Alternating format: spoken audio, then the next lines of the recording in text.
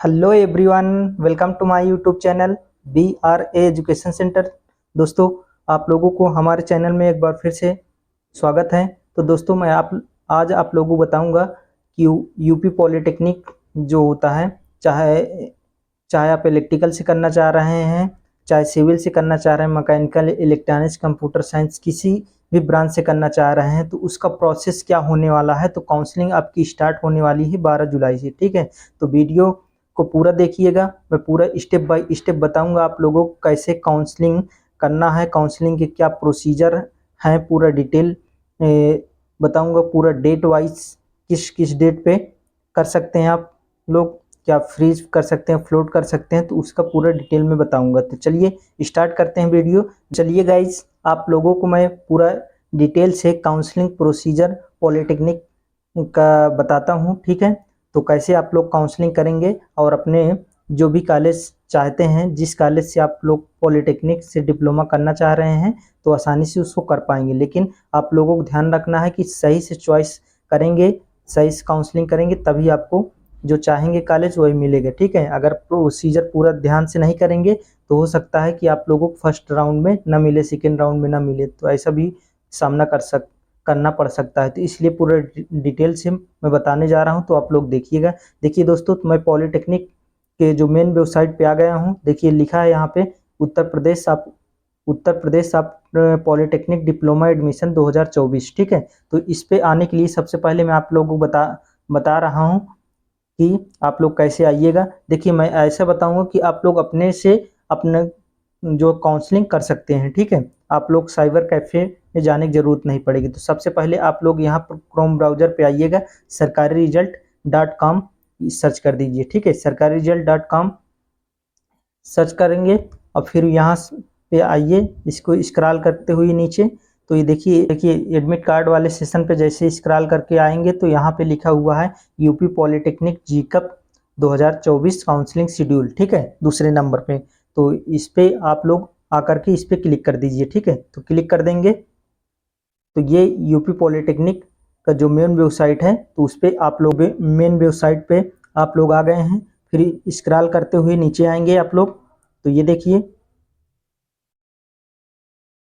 नीचे आएंगे तो यहाँ से आप लोग ये कोर्स दिख रहा है, तो ये सब चीज़ें आप लोग पहले से देखे होंगे। ठीक है, जो भी ग्रुप से भरे होंगे। मैं नीचे आप लोगों को काउंसलिंग प्रोसीजर बताने वाला हूँ। तो देखिए यहाँ से आप लोग डाउनलोड कर सकते हैं, डाउनलोड काउंसलिंग शेड्यूल। ठीक है, और यहाँ पे क्लिक हियर पे क्लिक कर के आप लोग डाउनलोड कर लीजिए। ठीक है, जैसे डाउनलोड करेंगे तो काउंसलिंग प्रोसीजर जो है पूरा ये आ जाएगा। ठीक है, तो मैं डाउनलोड करके आप लोगों को स्टेप बाय स्टेप पूरा बताता हूँ।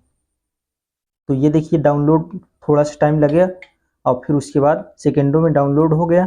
फिर उसके बाद देखिए लिखा हुआ है, मैं आप लोगों को बताता हूँ काउंसलिंग प्रोसीजर एकदम स्टेप बाय स्टेप। देखिए लिखा है यूपी जेईई पॉलिटेक्निक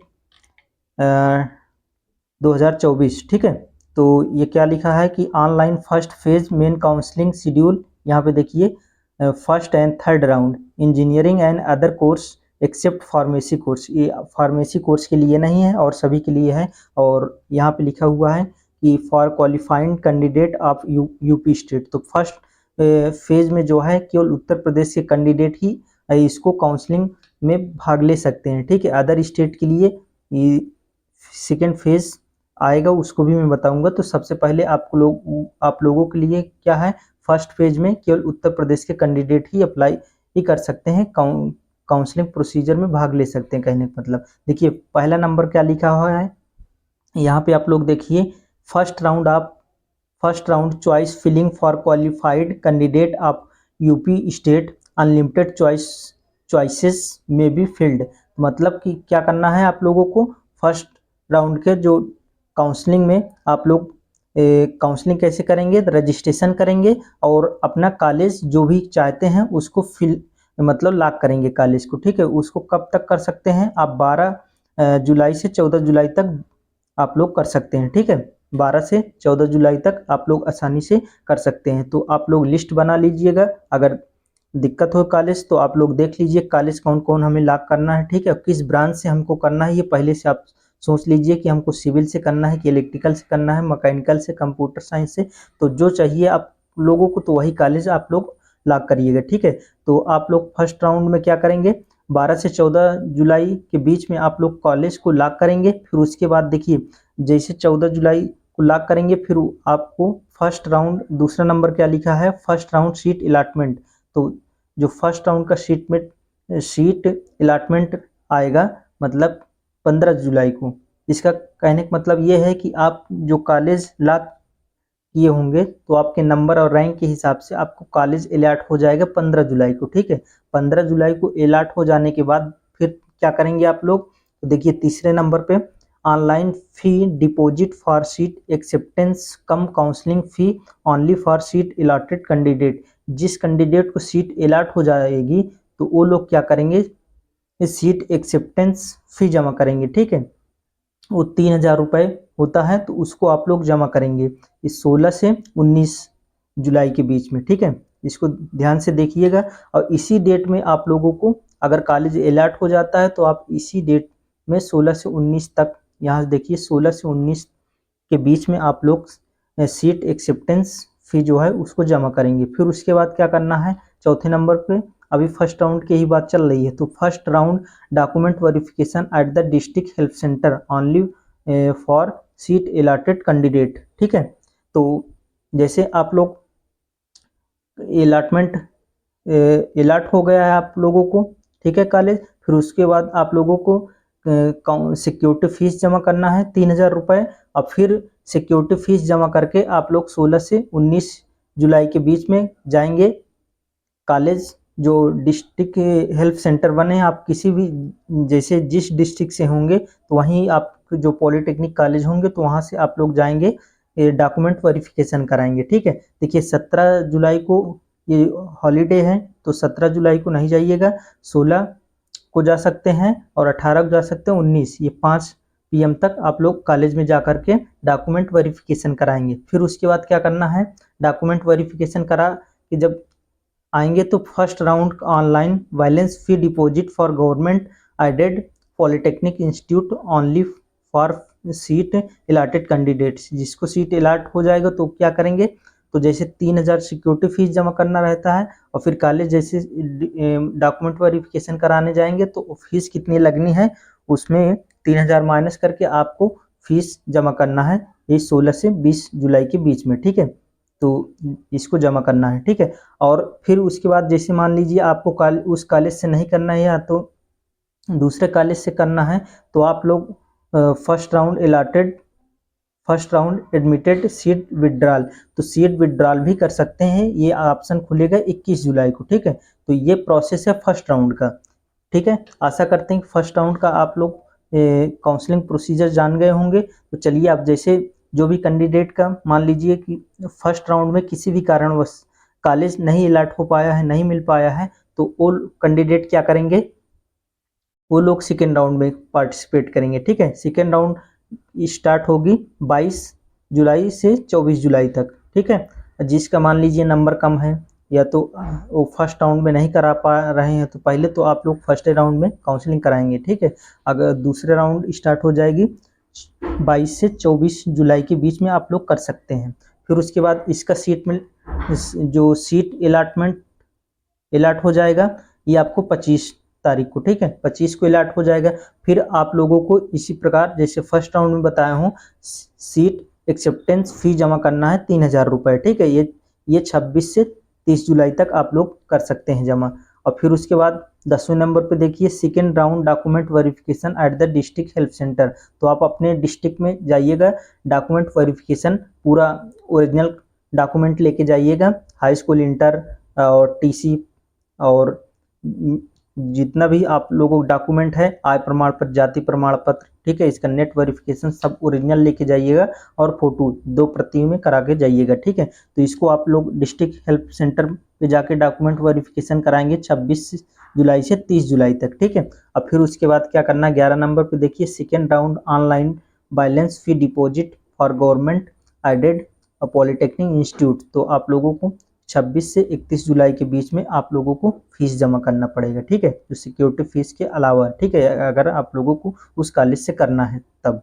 और फिर उसके बाद आ जाइए 12 नंबर पे। 12 नंबर पे क्या है कि second round admitted seat withdrawal, अगर सेकेंड राउंड में मान लीजिए विड्रॉल करना चाह रहे हैं आप लोग, उस कॉलेज से नहीं करना चाह रहे हैं, तो 1 अगस्त को आप लोग इसको सेकेंड राउंड का विड्रॉल वाला ऑप्शन खुलेगा। ठीक है, अब जैसे सेकेंड राउंड कंप्लीट हो गया तो थर्ड राउंड स्टार्ट होगी आपका 2 अगस्त से 4 अगस्त के बीच में। ठीक है, तो इसमें अनलिमिटेड जो है चॉइस फिल कर सकते हैं, कॉलेज लॉक कर सकते हैं, कहने का मतलब आप। ठीक है, फिर इसका रिजल्ट आ जाएगा, तो देखिए इसका रिजल्ट कब आ जाएगा थर्ड राउंड का, ये 5 अगस्त को आ जाएगा। ठीक है, 5 अगस्त को आने के बाद फिर आप लोग क्या करेंगे, देखिए 15 नंबर पे online fee deposit for seat acceptance come counselling fee only for seat allotted candidate. जिनको भी सीट अलॉट हो जाएगा तो 6 अगस्त से 8 अगस्त के बीच में वो जा करके अपना सिक्योरिटी फीस जमा करेंगे। ठीक है, 3000 रुपये।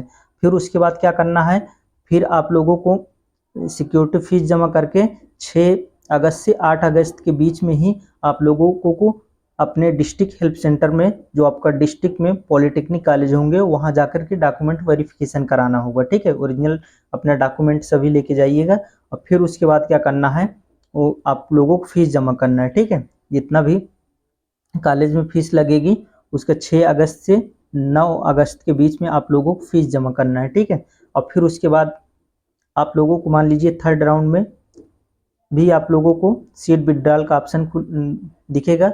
जैसे आप लोग वहाँ से उस कॉलेज से नहीं करना चाह रहे हैं तो सीट विड्रॉल का भी ऑप्शन दे रहा है इस बार। तो आप लोग यहाँ 18 नंबर पे देखिए, तो इसका third round admitted seat withdrawal, तो ये 10 अगस्त को आप लोग सीट विड्रॉल कर सकते हैं। ठीक है, और फिर 19 ऑप्शन में क्या दिख रहा है, 19 नंबर पे first to third round admitted seat withdrawal. First से जो थर्ड राउंड में जितने भी कैंडिडेट हैं, अगर सीट विड्रॉल करना चाहते हैं तो 10 अगस्त से 12 अगस्त के बीच में आप सीट विड्रॉल कर सकते हैं। ठीक है, और commencement of classes for session 2024-25 ये 21 अगस्त से आप लोगों को क्लासेस चलनी है। ठीक है, तो ये रहा आप लोगों को डेट वाइज किस डेट पे हम मतलब कि कॉलेज लॉक करेंगे और डॉक्यूमेंट वेरिफिकेशन कराएंगे, फीस जमा करेंगे, ये डेट वाइज प्रोसीजर रहा। आप चलिए मैं इसका जो नियम है उसको बताता हूँ। ठीक है, तो आशा करते हैं कि ये चीज़ें आप लोगों को समझ में आई होगी। तो चलिए मैं आप लोगों को इसका जो काउंसलिंग प्रोसीजर है उसको रीड करके बताता हूं, तो आप लोग ध्यान से इसको देखिएगा। ठीक है, देखिए फर्स्ट नंबर पे लिखा है, काउंसलिंग में प्रतिभाग करने हेतु अभ्यर्थी को सर्वप्रथम अपने लॉगिन आईडी एवं पासवर्ड के द्वारा पोर्टल जीकअप एडमिशन, ठीक है, यहाँ देखिए जीकअप एडमिशन nic.in पर लॉगिन करते हुए अध्ययन हेतु चयनित संस्था या पाठ्यक्रम के विकल्पों को आधिकारिक संख्या में पोर्टल पर प्रविष्ट किया जाएगा। यदि कोई अभ्यर्थी अपनी लॉगिन आईडी अथवा पासवर्ड भूल गया है तो वह पोर्टल पर उपलब्ध फॉरगेट पासवर्ड का चयन कर पासवर्ड रीसेट कर सकता है। यदि आप लोग अपनी यूजर आईडी और पासवर्ड भूल गए हैं तो आप लोग फॉरगेट पासवर्ड करके आसानी से प्राप्त कर सकते हैं gcup.admission.nic.in पे जाकर के, या सरकारी रिजल्ट पे जाकर के आप लोगों को काउंसलिंग वाले ऑप्शन पे जो दिखेगा वहां पे कर सकते हैं। ठीक है, अथवा यहाँ देखिए अथवा दिया है परिषद के हेल्पलाइन नंबर पर संपर्क कर सकते हैं, वहां से भी आप लोगों को हेल्प मिल जाएगी। ठीक है, रजिस्ट्रेशन पासवर्ड के संदर्भ में। तो चलिए अब दूसरा नंबर देखते हैं। दूसरा नंबर क्या है, काउंसलिंग के समस्त चरण ऑनलाइन होंगे। आप लोग जान ही रहे हैं कि काउंसलिंग के समस्त चरण जो है ऑनलाइन होंगे। काउंसलिंग के समस्त चरणों को प्रक्रिया के आधार पर निम्नलिखित 2 भागों में विभक्त किया गया है। ठीक है, विभाजित किया गया है। तो चलिए 2 भाग कैसे हैं उसको भी देख लेते हैं। फर्स्ट भाग है कि मुख्य काउंसलिंग, यहाँ पे देखिए ऊपर ये वाले मुख्य काउंसलिंग प्रवेश परीक्षा में सम्मिलित उत्तर प्रदेश राज्य के अभ्यर्थियों अथवा ऐसे अभ्यर्थी जो अन्य राज्य के मूल निवासी हैं किंतु उन्होंने अधिकारी परीक्षा उत्तर प्रदेश में उत्तीर्ण की हो, अथवा ऐसे केंद्र सरकार के कर्मचारी जिनका कार्यालय उत्तर प्रदेश में स्थित हो, वो भी मतलब इसमें अप्लाई काउंसलिंग में भाग ले सकते हैं। ठीक है, अब चलिए बी नंबर देख लेते हैं।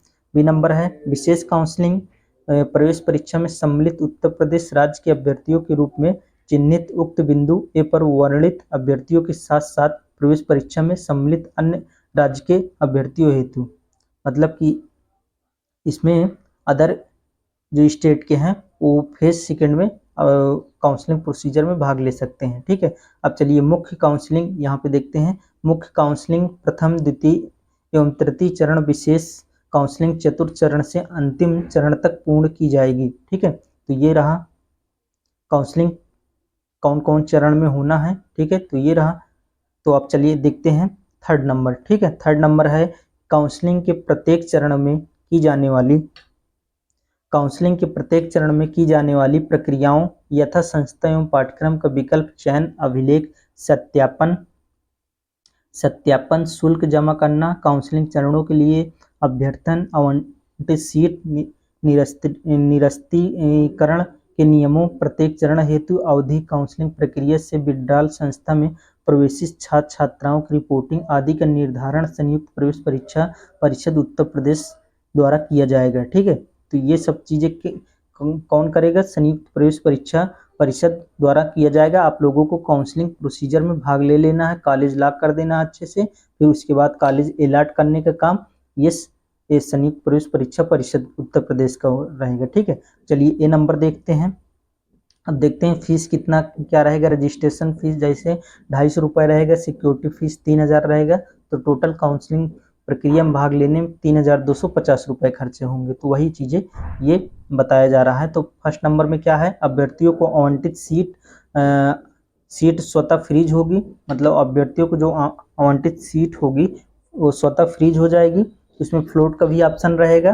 तो जैसे फ्रीज का मतलब है कि जो कॉलेज हमको फर्स्ट राउंड या सेकेंड राउंड में अलॉट हो गए हैं तो उसको हम उसी कॉलेज से करना चाह रहे हैं तो हम फ्रीज ऑप्शन चुनेंगे। और फ्लोट क्या होता है? जैसे मान लीजिए कि और अपडेट के लिए हम दूसरा कॉलेज देखना चाह रहे हैं तो वहाँ आप लोग अपडेट करना चाह रहे हो तो वहाँ आप लोग फ्लोट वाला ऑप्शन चूज करेंगे। ठीक है, तो ये रहा फ्रीज और फ्लोट। तो चलिए आगे देखते हैं। राजकीय एवं अनुदानित संस्थाओं में सीट आवंटन के पश्चात अभ्यर्थियों को सीट एक्सेप्टेंस शुल्क ₹3000 एवं 250 रुपये काउंसलिंग शुल्क अर्थात कुल 3250 ऑनलाइन जमा करते हुए सहायता केंद्रों के माध्यम से अभिलेख सत्यापित कराकर शेष शिक्षण शुल्क काउंसलिंग शेड्यूल के अनुसार निर्धारित तिथियों में, जो मैं निर्धारित तिथि बताया हूँ उस पे जाकर के अपना सब चीज़ें डॉक्यूमेंट वेरिफिकेशन सब चीज़ें कराना है। ठीक है, तो चलिए बी नंबर देखते हैं। बी नंबर है कि निजी क्षेत्र की संस्थाओं में सीट आवंटन के पश्चात अभ्यर्थियों को शिक्षण शुल्क के 50% के बराबर सीट एक्सेप्टेंस शुल्क एवं काउंसलिंग शुल्क 250 रुपये पोर्टल पर जमा करना होगा। तदुपरांत अभ्यर्थियों को सहायता केंद्रों के माध्यम से अभिलेख सत्यापित कराकर औपबंधिक मतलब प्रोविजनल जो आपका अलॉटमेंट लेटर होगा उसको डाउनलोड करना होगा और शेष शिक्षण शुल्क संस्था के खाते में संस्था द्वारा निर्धारित समय सारणी के अनुसार जमा करना होगा। ठीक है, ये चीज़ आप लोग डॉक्यूमेंट वेरिफिकेशन कराने जाएंगे तो वहाँ लिस्ट लगी रहेगी तो उसको आप लोग देख करके या टीचर से अपना संपर्क कर सकते हैं। ठीक है, चलिए सी नंबर देखते हैं कि पब्लिक प्राइवेट पार्टनरशिप की संस्थाओं में राजकीय सीटों पर आवंटित अभ्यर्थियों को राजकीय एवं अनुदानित संस्थाओं के अनुरूप निर्धारित शुल्क जमा करने के उपरांत नियम लागू होंगे, जबकि निजी क्षेत्र की सीटों पर आवंटित अभ्यर्थियों पर निजी क्षेत्र की संस्थाओं में आवंटित अभ्यर्थियों की भांति शुल्क जमा करने हेतु उक्त निर्धारित नियम लागू होंगे। ठीक है, तो ये फीस की बात हो गई है। चलिए 4 नंबर देखते हैं। अभ्यर्थी मुख्य एवं विशेष काउंसलिंग के प्रत्येक चरण में उपलब्ध कराई गई सीट विड्रॉल की ऑनलाइन सुविधा के अंतर्गत सीट एक्सेप्टेंस फीस वापसी का विकल्प चुन सकते हैं। जैसे मान लीजिए हमको अलॉट हुआ कोई कॉलेज और उससे हम उस कॉलेज से नहीं करना है और अपनी फीस वापस लेना चाह रहे हैं तो विड्रॉल का ऑप्शन जो मैं बताया हूँ जिस डेट का है सभी काउंसलिंग जो 3 चरण में होनी है तो उसमें सभी में विड्रॉल का ऑप्शन आता है तो उसके अनुसार आप लोग कर पाएंगे। ठीक है, चलिए देखिए इसकी मैं बात कर रहा था जैसे आप ऊपर बताया हूँ तो यहाँ पे देखिए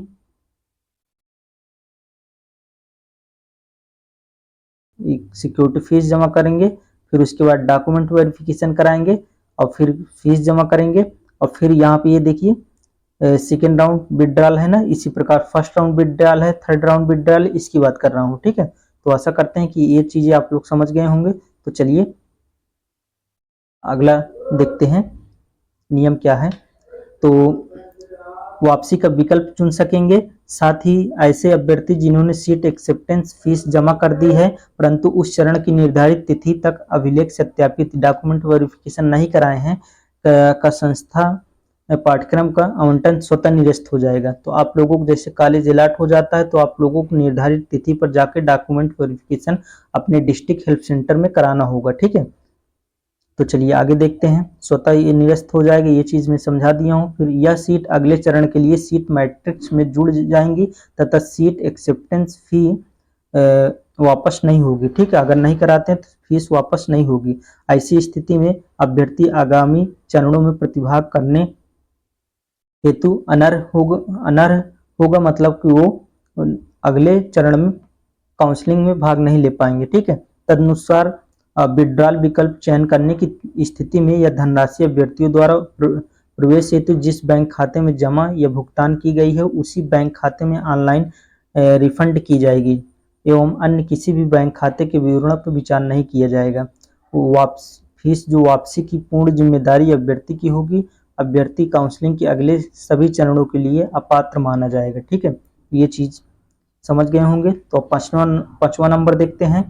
देखिए, आवंटित संस्था में प्रवेश लेने पर अवशेष शिक्षण शुल्क जमा करने वाले अभ्यर्थी मुख्य एवं विशेष काउंसलिंग के अंतिम चरण में प्रवेश की निर्धारित अंतिम तिथि के पश्चात 2 दिन के अंदर सीट एक्सेप्टेंस फीस एवं शिक्षण शुल्क की वापसी हेतु ऑनलाइन सीट विड्रॉल के विकल्प का चयन काउंसलिंग शेड्यूल में निर्धारित तिथियों में कर सकेंगे। परिषद को प्राप्त सीट एक्सेप्टेंस शुल्क की राशि परिषद द्वारा तथा अवशेष शिक्षण शुल्क की वापसी अभ्यर्थियों की प्रवेशी संस्था के माध्यम से अभ्यर्थियों को प्राप्त होगी, ठीक है।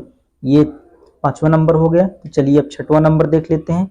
6वां नंबर है कि राजकीय अनुदानित तथा पीपीपी क्षेत्र की पॉलिटेक्निक संस्थाओं हेतु प्रवेश क्षमता के शासनादेश तथा निजी क्षेत्र की संस्थाओं हेतु प्राविधिक शिक्षा परिषद उत्तर प्रदेश द्वारा उपलब्ध कराई गई निर्धारित प्रवेश क्षमता के विवरण संबंधी पत्र के आधार पर संयुक्त प्रवेश परीक्षा परिषद द्वारा संस्थावार पाठ्यक्रमवार एवं वर्गवार सीट मैट्रिक्स तैयार की जाएगी, जिसके सापेक्ष सीट आवंटन किया जाएगा एवं सीट मैट्रिक्स परिषद के पोर्टल पर अपलोड कर दी जाएगी, ठीक है।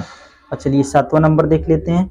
7वां नंबर है काउंसलिंग द्वारा आवंटित अभ्यर्थी हेतु शासन फीस एवं प्रवेश नियमन समिति उत्तर प्रदेश द्वारा सत्र प्रवेश के लिए निर्धारित शुल्क से अधिक शुल्क लेने के प्रकरण संज्ञान में आने पर सचिव संयुक्त प्रवेश परीक्षा परिषद उत्तर प्रदेश की संस्तुति पर सचिव प्राविधिक शिक्षा परिषद उत्तर प्रदेश की ओर से प्रवेश क्षमता में कटौती अथवा मध्यता समाप्त किए जाने व अन्य आवश्यक कार्रवाई की जाएगी। मतलब आपसे कोई भी एक्स्ट्रा फीस नहीं ले सकते हैं कोई भी कॉलेज में, ठीक है। 8वां नंबर देखते हैं। अभ्यर्थी अपने प्रोविजनल एडमिशन लेटर एवं समस्त अभिलेख यथा अंक पत्र, जाति, आय, निवास, स्वास्थ्य प्रमाण पत्र आदि को साथ लेकर संबंधित संस्थान में प्रवेश प्रक्रिया पूर्ण करेगा तथा संबंधित संस्थान को बिना शर्त अभ्यर्थी को प्रवेश देना होगा। मतलब आप लोग सब चीजें लेके जाएंगे और कॉलेज में आप लोगों को प्रवेश देना ही होगा, ठीक है। यदि अभ्यर्थियों को काउंसलिंग के माध्यम से संस्था पाठ्यक्रम आवंटन के पश्चात संस्थान में किसी भी प्रकार की परेशानी अथवा प्रवेश नहीं दिया जाता है तो ऐसी स्थिति में संयुक्त प्रवेश परीक्षा परिषद स्तर पर उसके दावे की जांच कराने के पश्चात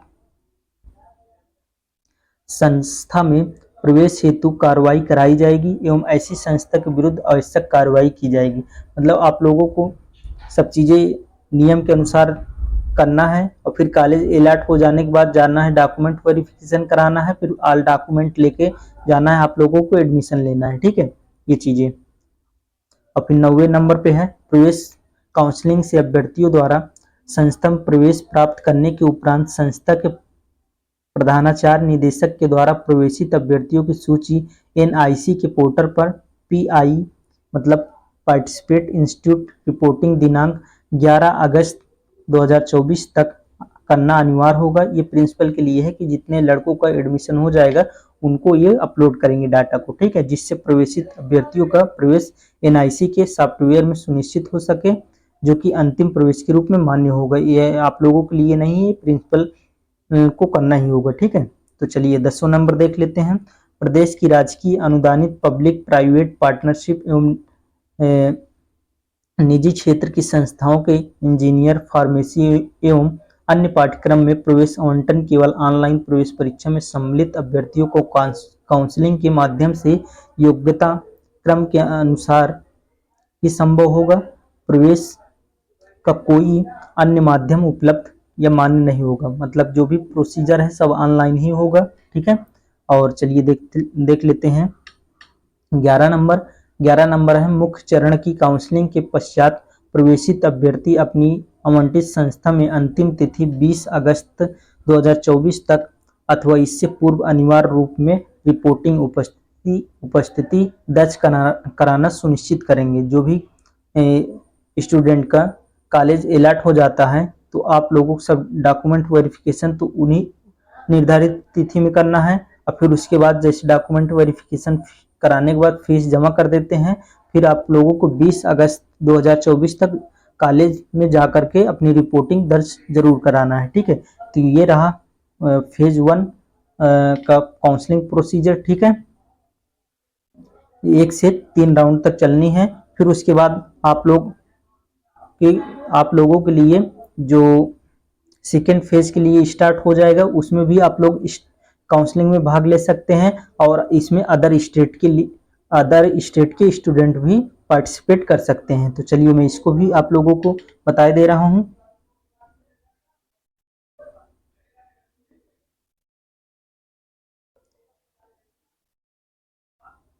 देखिए दोस्तों, सेकेंड जो फेज है उसमें देख लेते हैं online second phase special counselling schedule 2024 4th to 5th जो है round engineering and other courses except pharmacy course qualified candidates of Uttar Pradesh and other state. मतलब उत्तर प्रदेश के इसमें तो भाग ले ही सकते हैं, अदर स्टेट वाले भी इसमें आ जाएंगे, ठीक है। तो यूपी के लिए तो जो भी स्टूडेंट है वो फर्स्ट राउंड में ही करा लेंगे, तो उसमें ज़्यादा उनको सही रहेगा, नहीं तो फिर उसमें अदर स्टेट के भी कैंडिडेट पार्टिसिपेट कर पाएंगे, ठीक है। तो चलिए इसका डेट देख लीजिए आप लोगों। देखिए चौथी राउंड की काउंसलिंग स्टार्ट हो जाएगी 14 अगस्त से 16 अगस्त के बीच में, और फिर इसका सीट अलॉटमेंट रिजल्ट आ जाएगा 17 अगस्त को। और फिर उसके बाद आप लोग फीस जो सिक्योरिटी फीस है 18 से 22 अगस्त के बीच में जो है सिक्योरिटी फीस, जिसे सीट एक्सेप्टेंस फीस कहते हैं, उसको जमा करना होगा। और फिर उसके बाद आप लोगों को 20 से 22 अगस्त के बीच में डिस्ट्रिक्ट हेल्प सेंटर जो आपके डिस्ट्रिक्ट में पॉलिटेक्निक कॉलेज होंगे वहां जाकर के डॉक्यूमेंट वेरिफिकेशन कराना होगा, ठीक है। और फिर उसके बाद 5वें नंबर पे देखिए, 5वें नंबर पे है डॉक्यूमेंट वेरिफिकेशन कराने के बाद आप लोग 4th राउंड ऑनलाइन बैलेंस फी डिपॉजिट, आप लोगों को ऑनलाइन फीस डिपॉजिट करना होगा जितनी भी कॉलेज की लगती है, ठीक है। ये अब कब से कब कर लेना है, 20 अगस्त से 23 अगस्त के बीच में करना है, ठीक है। और फिर उसके बाद आप लोग 4th राउंड की सीट एडमिटेड सीट विड्रॉल कर सकते हैं कब, 24 अगस्त, ठीक है। इसी प्रकार ये डेट है, आप लोग देख लीजिएगा, ठीक है। मैं आप लोगों को बता ही दिया हूँ, तो ये डेट वाइज आप लोग 5वीं राउंड देख लीजिए 28 अगस्त 2024 चलेगा, और फिर इसी प्रकार पूरा प्रोसेस ये भी रहेगा, ठीक है। 5वीं राउंड के पूरा प्रोसेस होने वाला है, ठीक है। आशा करते हैं कि ये वीडियो आप लोगों को अच्छे से समझ में आई होगी दोस्तों, ठीक है। और काउंसलिंग प्रोसीजर में कोई भी प्रकार की दिक्कत आती है आप लोग कमेंट करिए, ठीक है। आप लोगों को मैं पूरा सोल्यूशन दूंगा, और कोई प्रॉब्लम आती है, अगर कोई भी चीज़ें कॉलेज लॉक करने में समस्या आती है, कुछ भी आती है, तो उसके बारे में मैं आप लोगों को बताऊंगा, ठीक है दोस्तों। तो चलिए मिलते हैं नेक्स्ट वीडियो में। और दोस्तों आप लोगों के लिए मैं वीडियो बना दिया हूं कि आप लोगों को कौन कौन से डॉक्यूमेंट लगेंगे एडमिशन के दौरान, तो उसको भी न देखे हो तो वीडियो जरूर देख लीजिएगा, ठीक है। आशा करते हैं कि आप लोगों को ये वीडियो अच्छे से समझ में आई होगी।